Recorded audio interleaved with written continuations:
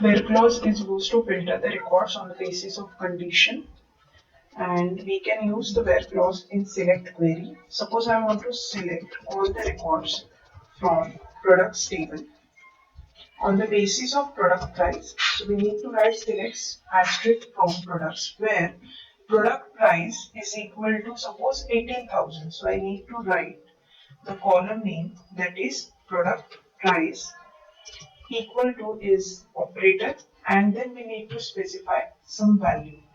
So here it will first check for the condition. If the product price is 18,000, it will display that record. Means if the condition is true, it will display that record.